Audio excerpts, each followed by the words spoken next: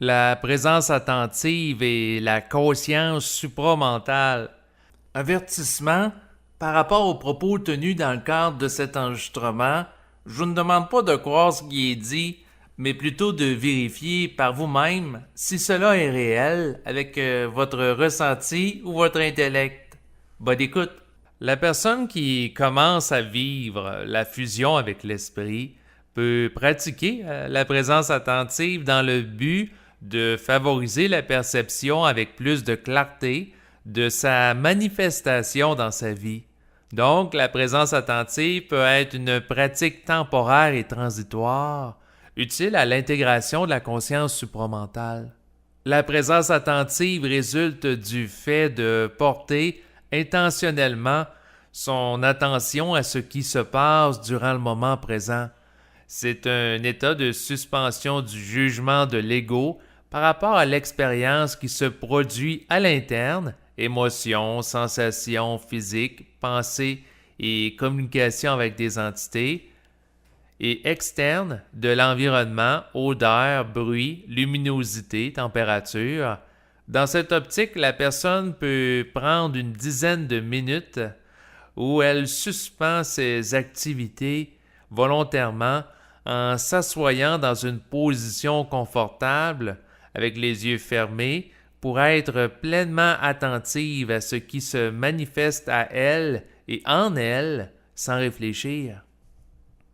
Lorsque l'individu vit la présence attentive, il ne colère pas ce qui se passe avec ses désirs, valeurs, peurs et croyances. Il est plutôt totalement disponible à ce qui arrive, soit le réel, qui se manifeste sur le plan physique ou psychique. Lorsque l'individu vit la présence attentive, il n'est pas dans les résistances, le déni et le mensonge à soi. Il porte un regard transparent sur la réalité. Il est alors disponible à regarder des choses qui ne font pas l'affaire de son ego. Donc il est prêt à écouter ce qu'il ne veut pas entendre lorsqu'il réfléchit. Pendant que l'individu fait preuve de présence attentive, il ne juge pas l'expérience en fonction de ce qu'il croit bon ou mauvais.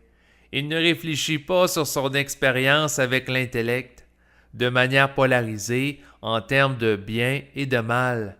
Il est au-delà de ces concepts relatifs. Il ne filtre pas l'information en fonction d'éléments psychologiques, soit des croyances, des désirs, etc. Il perçoit la réalité à l'état brut, soit sans artifice. L'individu faisant preuve de la présence attentive s'avère ouvert par rapport à ce qui se passe, sans chercher à faire de l'évitement ou à l'amplifier. Il accepte la dimension transitoire de la vie et le fait qu'il n'est pas en plein contrôle de son existence en tant qu'ego. Il est neutre dans le mental. La présence attentive, c'est la manifestation d'un état en l'individu de disponibilité à la présence de son propre esprit. Elle n'est pas un état de résignation passive, mais plutôt un état de réception à ce qui émerge pour ensuite agir en conséquence et se mettre en action au besoin. Lorsque l'individu vit la présence attentive, il peut être disponible à écouter son esprit, alors que lorsqu'il réfléchit son expérience avec son intellect, il ne veut pas le percevoir pleinement. Il en a alors une perception déformée par sa réflexion.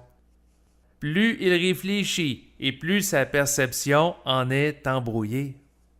Par exemple, lorsqu'il est occupé à s'apitoyer sur son sort parce qu'il trouve difficile le fait qu'il vit une perte d'emploi, il n'est pas disponible pour entendre son esprit. Ce dernier peut lui dire d'aller porter son curriculum vitae à une autre entreprise où il pourrait se trouver un emploi qui serait davantage ajusté à son état vibratoire présent. Mais comme il est trop occupé à se plaindre, il ne l'entend pas et il continue à se créer un surplus de souffrance psychologique inutile avec la réflexion. Aussi, lorsque la personne est occupée à ressentir sur une longue période de temps de la tristesse parce qu'elle vit une rupture amoureuse qui l'amène à réfléchir de manière polarisée, elle n'est pas dans la présence attentive. Elle ne s'avère pas disponible à son esprit qui peut lui dire qu'elle va rencontrer un autre partenaire dans 6 mois et que ce dernier va être plus ajusté à son taux vibratoire que celui qui vient de la quitter. La personne peut ressentir des émotions lorsqu'elle vit une rupture amoureuse, mais cela est inutile de les réfléchir continuellement. Ce comportement la coupe de sa communication avec son esprit et s'avère être une perte d'énergie. Cela s'explique parce que sa conscience est alors centrée sur le plan psychologique plutôt que psychique. Comme la personne ne peut pas pleinement être en contact avec son esprit lorsqu'elle réfléchit, elle doit mettre fin à ce processus pour vivre la présence attentive. Pour y arriver, elle doit exercer sa volonté de manière à ne pas donner de l'importance aux pensées polarisées qui peuvent émerger dans son mental. Elle doit être en mesure de s'en distancer.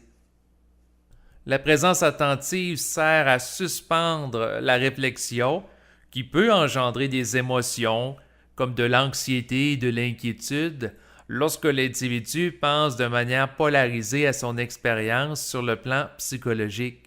La présence attentive sert aussi à lui permettre d'intégrer ce qui se passe dans le ici et maintenant adéquatement. Voilà ce qui complète maintenant la lecture du texte s'intitulant « La présence attentive et la conscience supramentale ».